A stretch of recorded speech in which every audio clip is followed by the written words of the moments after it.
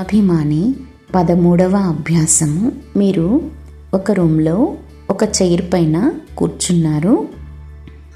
మీకు ఇది తెలుసు మీరు ఎక్కడ ఎలాగా కూర్చున్నారు అని. అలాగే వ్యవహారిక రూపంలో ఇది అనుభవం చేయాలి. అనుభవం చేయండి.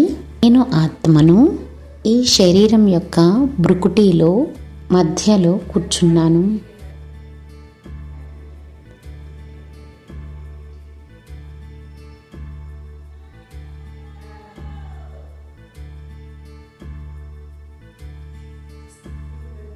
నేను వ్యక్తులతో మాట్లాడతాను, పాడుతాను, అరుస్తాను, గుసగుసలాడుతాను, నవ్వుతూ కూడా వింటూ ఉంటాను. దీని నుండి రక్షించబడలేను.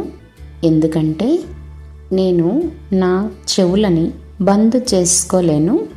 అందువలన నేను వింటున్నాను. ఇలా వినడము స్వాభావికమైనది. మరి కొన్ని సమయాల్లో ఇది అవసరం కూడా. ఒక్క క్షణం కోసం ఆలోచించండి. ఈ అన్ని శబ్దాలకి, అరుపులకు కారణం, మూలము ఏమిటి?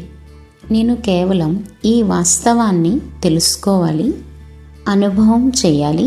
ఆత్మలు వారి నోటి ద్వారా శబ్దాన్ని బయటికి పంపుతాయి.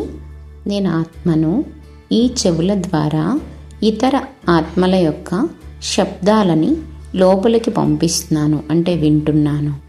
ఓం శాంతి.